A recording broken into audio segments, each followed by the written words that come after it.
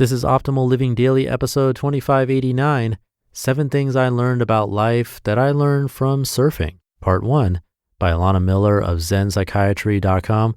And I'm Justin Malik. And today I have a bit of a longer post. I'll read the first half today and then finish the rest for you tomorrow. So with that, let's get right to Part 1 and start optimizing your life. 7 Things I Learned About Life That I Learned from Surfing, Part 1, by Elana Miller of ZenPsychiatry.com. Sometimes I'm surprised I wasn't born with gills. It's like I was meant to spend more time in water than on land. I didn't discover this until I was 13 or so when I started high school and had to join a sports team because of a school requirement. I arbitrarily chose water polo because it was a fall sport. I sucked at it, but fell in love. I played competitively through high school and college. When I graduated, I wasn't ready to give up the water yet and joined a master's swim team. I swam regularly through medical school, even setting a couple of records in competitions. So when I discovered surfing, well, needless to say, I was in awe. Yes, it was fun to play around in a pool, but to be in the ocean, to feel the rhythm of the waves underneath me, to splash around with dolphins and seals, and luckily for me, no sharks so far, you can't beat it. Surfing is not just a sport, it's a perspective. It's a way of life. Yes, that sounds dramatic, but hear me out. Surfing has taught me lessons about life that I haven't learned anywhere else. I wanted to share some of these with you because, number one, they're valuable and applicable to many situations and challenges. And number two, if you could imagine taking similar lessons from your own life experiences, those experiences could become so much richer. Number one, there's plenty of room at the top. Los Angeles is crowded. There are more than 10 million people within its county limits. On your typical sunny weekend day when the waves are decent, the water's congested with hundreds of little black dots, each trying to carve out his or her own little corner of the ocean. For months, the crowds intimidated me so much that I wouldn't even go out. I felt insecure about my own abilities. I didn't think I belonged out there. I'd wait until it was rainy or the water was choppy and go out when no other decent surfer would bother. If the waves looked good, forget it, I'd be at home. But then, as I spent more time in the water, I realized something. Of all those hundreds of bodies out there, only a small handful were actually going for the waves. The rest were just sitting around, hanging out. I had spent all this time being intimidated by competition that didn't even exist. Now when I go out, I don't care if I see 1,000 bodies out there. I know there are enough waves for all of us who really want them. Think about this yourself. Do you feel a burning desire to write, to create art, to build a business? Do you feel held back by all the other people you see who you think are so much better at it than you? Do you worry that the marketplace is too crowded? Please don't be. There are not as many people at the top as you think. There's room for you up there too, if you're willing to do the work it takes to get there. Number two, it's not about any one huge effort.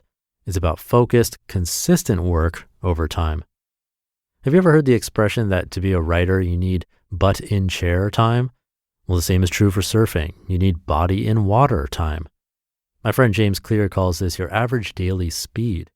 It's not so important how much you do in a burst of inspiration.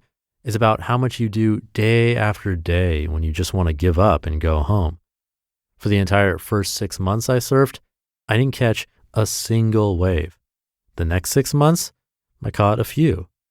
Most of the hours and hours I spent in the ocean were passed paddling around, falling, getting beaten up, and jealously watching all the other surfers who seemed to know what they were doing a lot better than I did. Then I'd go home tired and frustrated. But this was not time wasted. This was when I learned how waves worked, where to look, where to sit on my board, how to position myself, when I should move in because the tide was changing, when I should move out because a big set was coming from outside. I know this because one day, all of a sudden, I started catching waves. I caught wave after wave. I didn't even know what I was doing differently.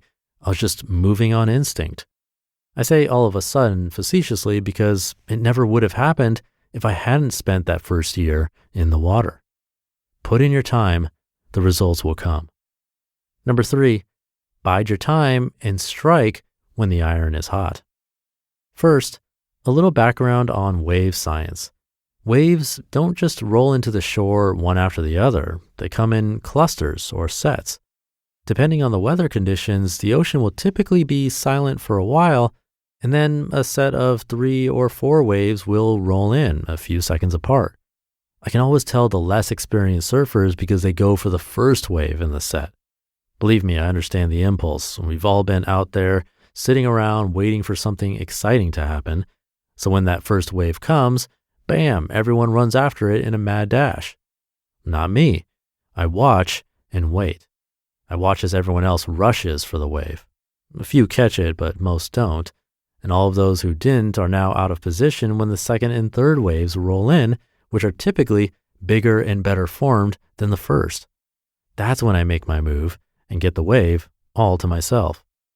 So be patient. Don't get caught in the mad dash.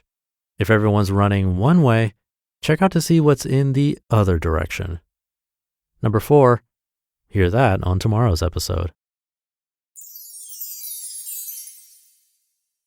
You just listened to part 1 of the post titled 7 Things I Learned About Life That I Learned from Surfing by Elana Miller of ZenPsychiatry.com. Thank you to Elana, a 2-time cancer survivor. And when someone goes through that type of challenge, I think it's extra helpful to spend a little more time listening to their stories and lessons. Now, if I were to write a similar post, I definitely wouldn't use surfing as the analogy because I've never surfed. But the comparison is a good one. I'm going to elaborate a bit more on that comparison specifically tomorrow. But just in these 3 lessons alone, there's already some great advice, I think. I've had to deal with number 1 personally, and with this podcast being an example. Number 1 was there's plenty of room at the top, meaning that while there may be plenty of people out there trying to do something similar, that doesn't mean we should be afraid of diving in with them.